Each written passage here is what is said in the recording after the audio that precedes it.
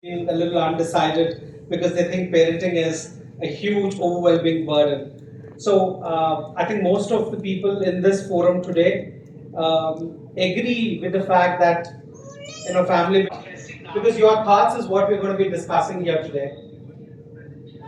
So let's jump to our second question. Can the screen come down a little because we're not able to see the question? So can India become a global economic superpower without families choosing to have children? Now that we've gone to space, we're talking about AI. I'm sure there's so many inventions we all have done. So do we focus more on this kind of growth, achievements, inventions, and not really bother about having families and children? So let's see what people have responded to this.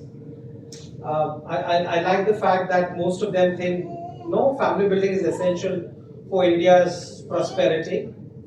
Balanced demographics, India needs balanced demographics, not simply more births. That's a brilliant thought most of you are putting across. And I think that's a very, very essential segment that we're going to focus today in our panel. Let's really pick on the ideas and thoughts here of the experts as to how do we balance this. Balance. I think that's where we all probably get confused. Can we go to the next question, please?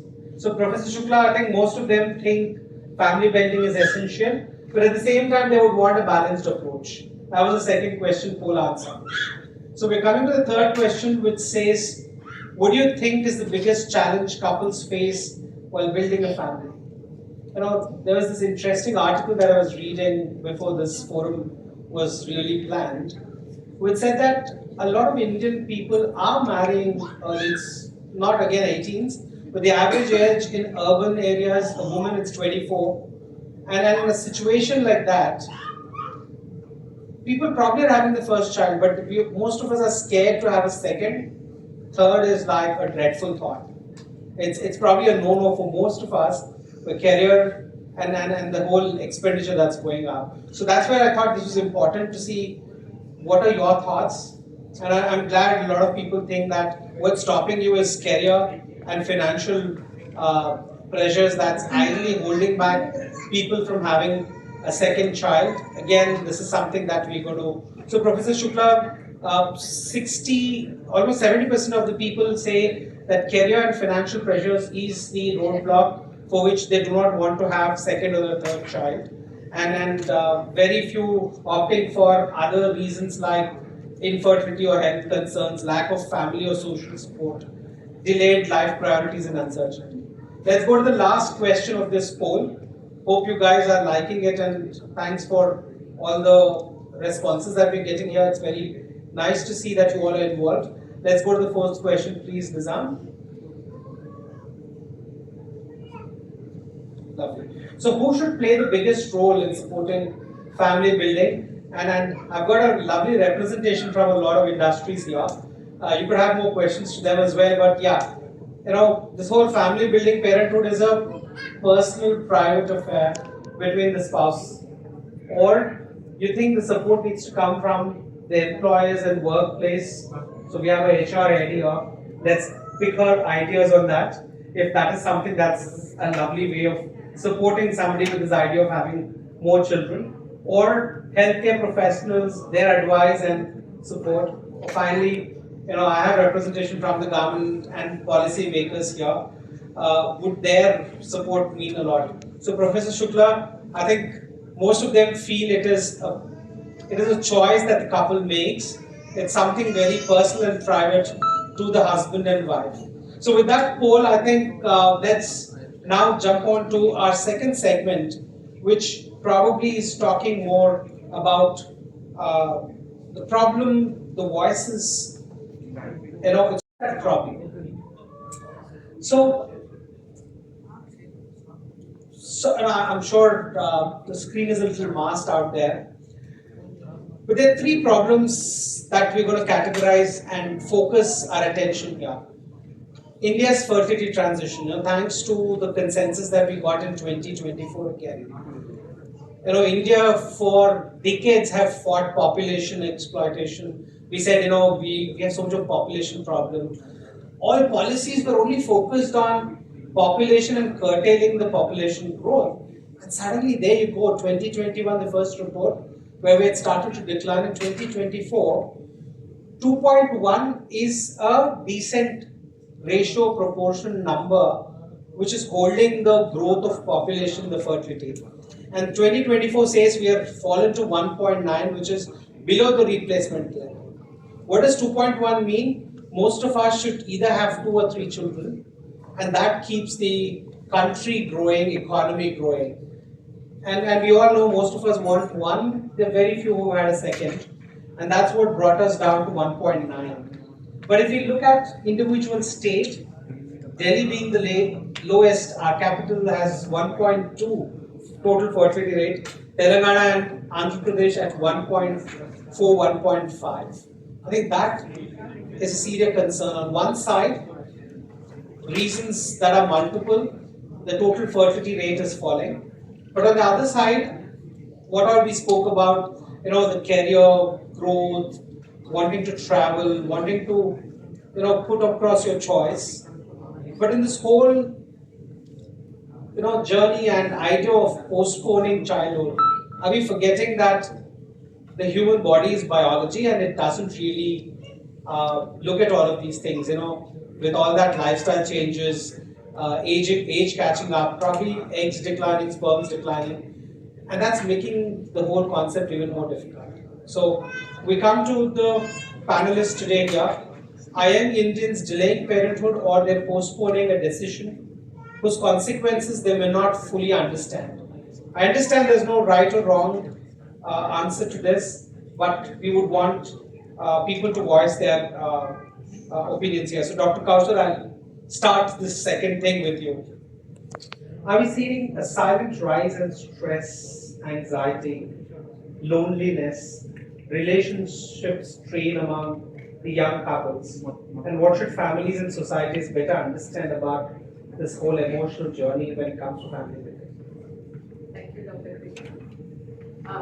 Definitely, especially in the last few years, I see a tremendous rise in stress, anxiety, relationship issues. People are also becoming more aware and willing to speak about it.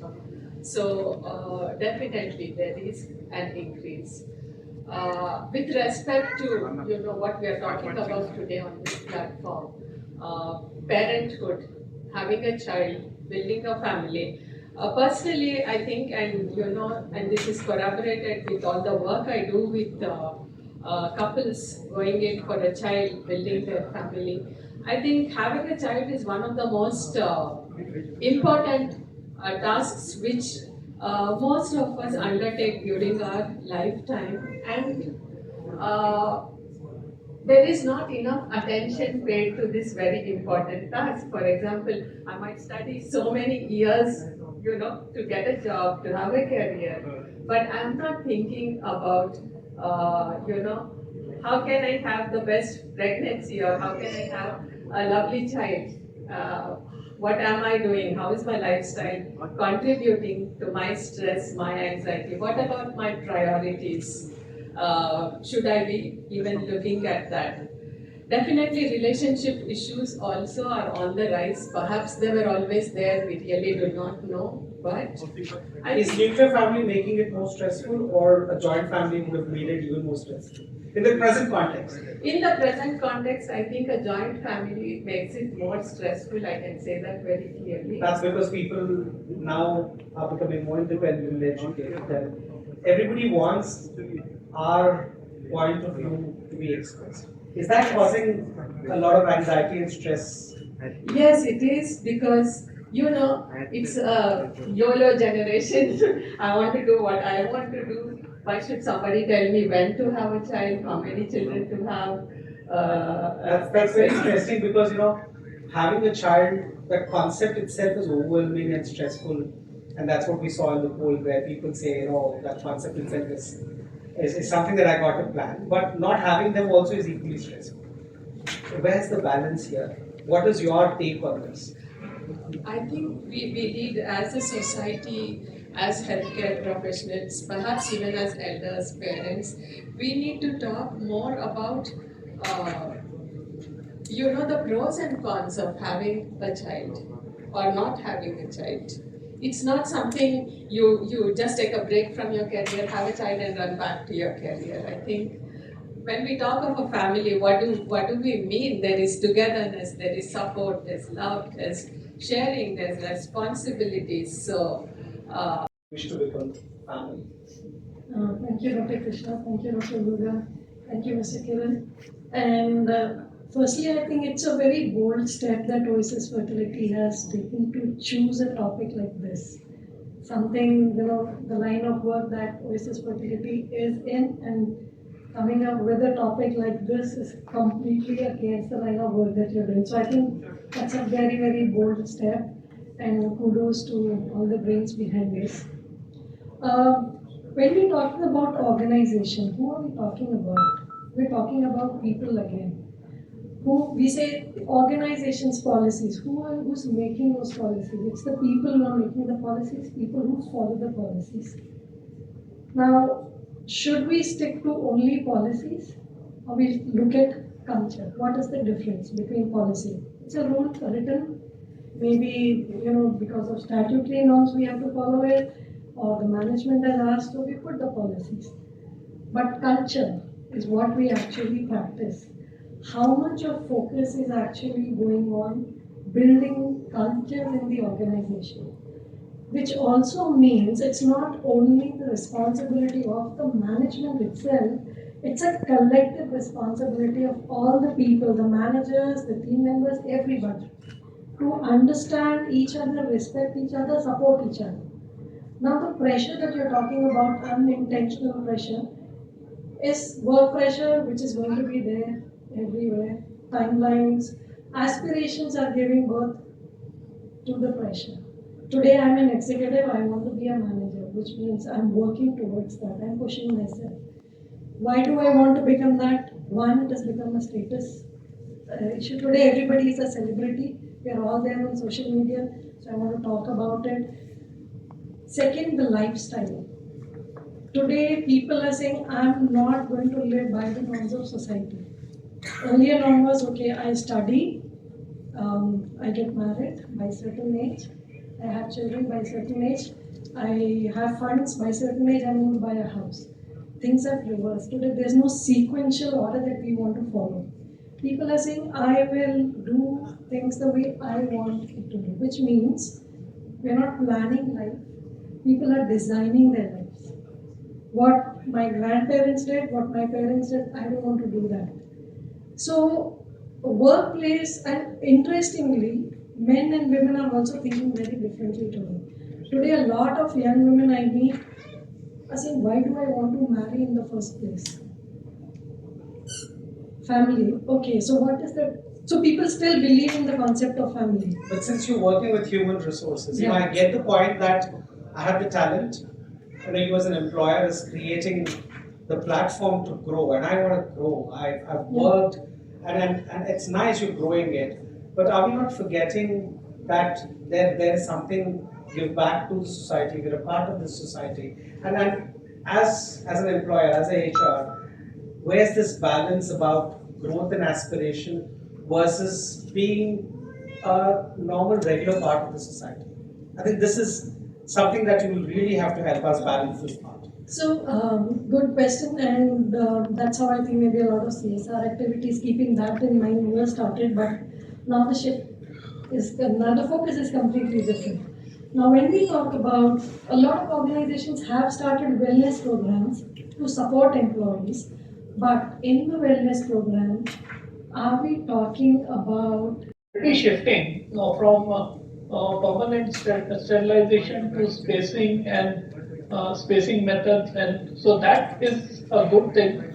But what we need to do along with this is actually educate adolescents and young adults on the reproductive health, have regular annual checkups for reproductive health, especially for young couples and young adults, And as Mr. Pastor said, many people are not aware that the clock is ticking. I mean, your reproductive functions rapidly decline after 35. So, if you have to understand that, and then if you are aware of that, then you can actually sit down and plan and try to balance between your career and your So we family. increase the awareness is the fact. I think there's been a lot of discussion on career aspiration. Probably, I'm not saying semi-urban and rural do not look at it, but this is more on the urban side. But as a public health expert, do you think these kind of problems are the same in the semi-urban or rural, or they have a different set of problems? No, the rural problems are different. In fact, if you look at the studies in rural India, women are becoming mother earlier in 20s, and then after one baby or two baby, they are stopping. Okay, so that's also happening. Unlike with the West, where fertility rate has declined because women are becoming mothers much later, after 35, 40. So that changes, that contrast is there between India and other places. But even in rural India, do we still have women falling pregnant at 18th and 19th, or has it entered the 20s? No, it has. I mean, the mean age has come up. Okay. Mean age has come up to 20, 21, 22. But you know what average do. Average height. So if the mean age is 21, 22, that means 50% are below 22 and 50. They say, I only want to have one child. Is this some kind of a decision and choice even those women make? I agree with Dr. Shukla. Thing is, now semi-urban or even rural areas, people are thinking that having a second child is a burden. Because I was talking to one couple recently, they said, Madam, for one child, getting them educated itself costs so much. LKG, we have to pay 1 lakh rupee. So how can we pay 2 lakhs if we have two children? But societal pressure is there. Always the pressure will be there, and because there is so much gap between the older generation and the present generation. The way they think, the way they, the attitudes, everything, there is so much gap. So the older generation definitely wants them to have another child, but these people are, they're not ready. So that is what brings them that awareness, madam? How women in a rural India, how are they actually getting more informed, more aware? It's a great thought. If she's aware about contraception, and then because I'm sure they are in the peaks of their reproductive age, and they manage to have just one or at the max a second. Now the awareness is great. So many things still are taboo. We don't speak, and although we have kept some lessons in the class books, nobody teaches them, and most of them are illiterate and they don't know anything. So definitely there is need of reproductive health education, family life education for the girls and women, and they don't know why these changes are happening. As Dr. Shukla said, definitely there is the way rural areas also, the way the people are lifestyles have changed. So the way they fertility clinic, there are a lot of aspects which can be prevented, and they don't even need to get to the point of needing fertility treatments. So that is where I think, when we are talking about prevention, we have gone on and prevented AIDS or reduced the incidence of AIDS. Look at the campaign that the country did. Amazing. When, Prof. Shukla was talking about family planning, look at the kind of campaigns that brought us to the point where our, fertility rates are coming down. We can do it. But the thought, the conversation, the ideology needs to go in that these are some of the conversations and preventable aspects that have to be taught, right from school to colleges, and also towards women. Even women, when you said that hardly people understand about their biological age, That's because they haven't been, exposed to that education right from school. So, to me, there are aspects of fertility which are preventable, and that is where I think policymakers, health educationists, and even workplace, every sector has to take up that challenge to see how best we can educate them, not enforce. Like we started the conversation, it's not about enforcing family building. We're not talking about everybody having a child. We're talking about both of you first getting healthy. A woman being healthy, a man being healthy, the couple being healthy, and then make the choices that seem appropriate for you. But that comes from information. And that information should be imparted, and that's where the stakeholders come into the picture. So prevention is what our concept and our direction should be, because treatments are there. But it's not about treatments. It's about what giving them the right kind of health advice, lifestyle advice, and probably lead them to make the choices that are right for them. So honestly, this is probably going one-sided. Girls, adolescent problems, young women's problems. Madam, you've been in the field of reproduction.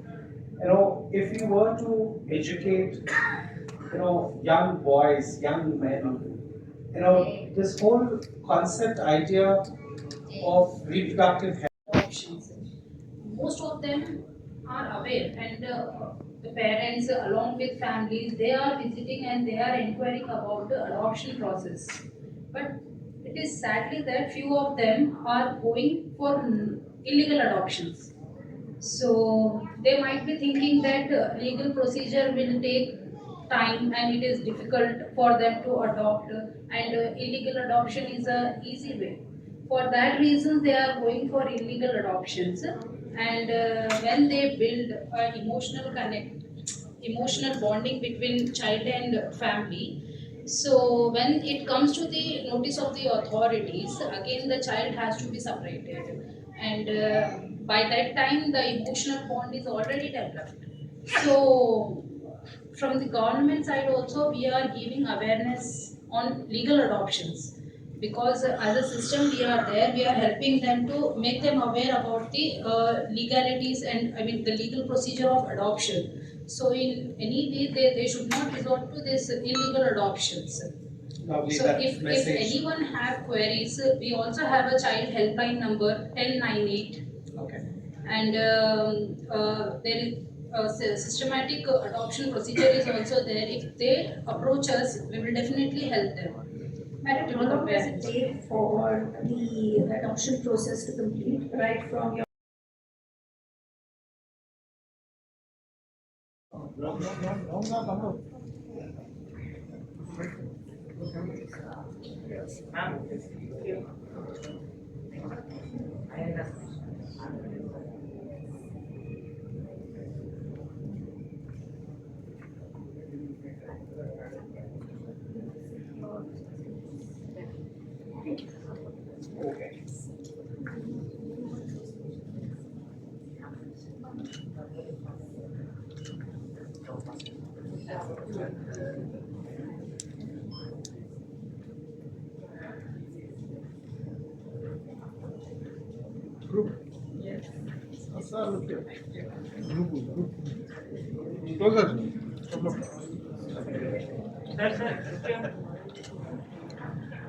All right. Thank you so much, panelists. And yeah, we'll have a group photo.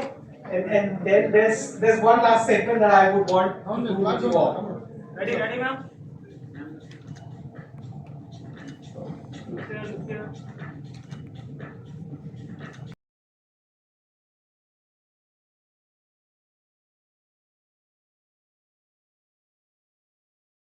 అని world IVF month అని అంటారు, ఎందుకంటే ప్రపంచంలో first IVF baby July 25 లండన్లో జన్మించడం జరిగింది. So almost ఒక 48 years అయిపోయింది. సో ఈసారి మనం ఏం చెయ్యాలి అని ఆలోచించడం జరిగింది బోర్డుతో కూర్చొని. మనం సమాజానికి ఏదైనా ఇవ్వాలి. ఐవీఎఫ్ టెక్నాలజీని మనం మొత్తం దేశంలో ఒక 50 సెంటర్ల వరకు తీసి మా అరుదైన పద్ధతిలో అత్యాధునిక చికిత్స పద్ధతులను అందరికీ అందజేస్తూ ఉన్నాం. సో చికిత్సను అందజేయటంలో ఐ థింక్ ఓఎస్ఎస్ తన పట్ల కృషిని ప్రయత్నాన్ని బాగా చేశారు. ఇప్పుడు ఇంకేం చేయగలం మనం సమాజానికి? సో మనం గణాంకాలు చూసుకుంటే టోటల్ ఫర్టిలిటీ రేట్ తగ్గిపోతాడు. 1.9కి వచ్చేసాం. 2.1 అన్నా ఉండాలి, 1.9 పడిపోయాం. అండ్ అర్బన్ సిటీస్లో అది 1.5 ఉంది. తెలంగాణ, ఆంధ్రప్రదేశ్, సౌత్ ఇండియాలో మ్యాక్సిమం పాపులేషన్ ఫర్టిలిటీ అనేది తగ్గుతుంది, పాపులేషన్ డిక్లైన్ అవ్వట్లేదు. ఎందుకు దీని మీద ఎందుకు అవగాహన పెట్టాలి? ఎందుకు జనాలు పిల్లల్ని కనాలి, కుటుంబాన్ని ఏర్పరచాలి? ఇంకో 10-15 ఏళ్ళు మనం అందరూ ఒక పిల్లలు కనడము, లేతే ఇద్దరిని కన ఆపేయడము, లేదా అసలు కనకపోవడం చేస్తే మనం అందరం ఇప్పుడు ఇక్కడ ఉన్నవాళ్ళు 60 ఏళ్ళు వచ్చిన తర్వాత కూడా పని చేస్తూ ఉండాలి. మనం యంగర్ జనరేషన్ రారు. సో యంగర్ జనరేషన్ రాకపోతే ఎకానమీ గ్రో కాదు, నేషన్ గ్రో కాదు. సో ఇది సమాజం ఫ్రమ్ సోషల్ పర్స్పెక్టివ్ చూస్తే చాలా పెద్ద సమస్య.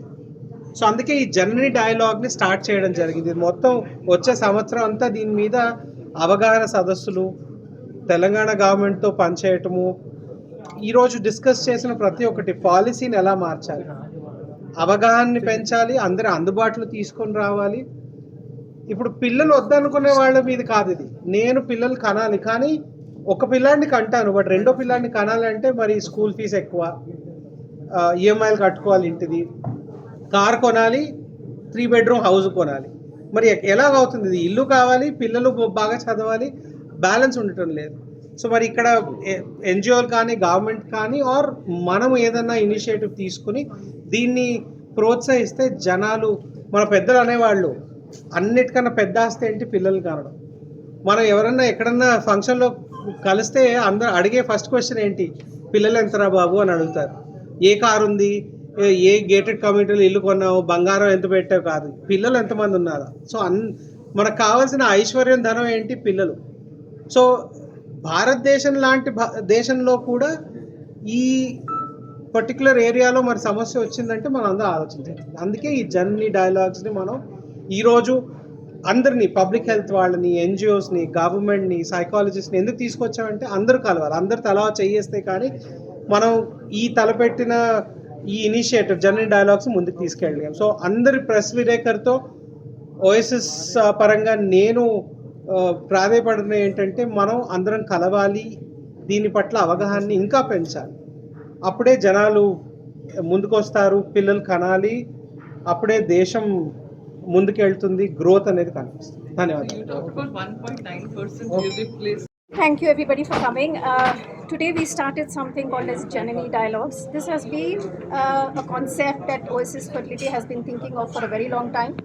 But we thought with the World IVF Day coming on, and it being close to almost 5 decades of fertility treatments that are advancing in the country, what we have noticed in our practice is most of the couples that come to us with any kind of reproductive health problems are coming because of either their childhood or adulthood not having adequate resources to either information and awareness. And most of the time, by the time they reach their mid-20s or 30s, a kind of set-in has happened in terms of a poor health. And most of these causes are prevented. We all know that PCOD is a problem, endometriosis is a problem, declining sperm count is a problem in the men. And when you really look at how all of this has originated, most of it is because of our poor lifestyle and also the wrong choices that we are making. Why are we making poor choices? We are making poor choices because we don't know the implications or the importance of our health. And when schools are teaching about adult and health education, nobody is talking about reproductive health. Neither the boy nor the girl in the school areas, when they are talking about their own health and their own bodies, they are not spoken and they are not taught about reproductive health, the implications of having a healthy lifestyle, the implications of making the right choices. And once they go towards college, again the conversations are not about what is important to them in terms of leading a healthy lifestyle or having a healthy family. Now a healthy family comes from healthy parents. Healthy parents come from being healthy adults. Healthy adults come from being healthy children. And that comes from obviously information, awareness, and education that should start right from a child to an adult, adolescent to an adult.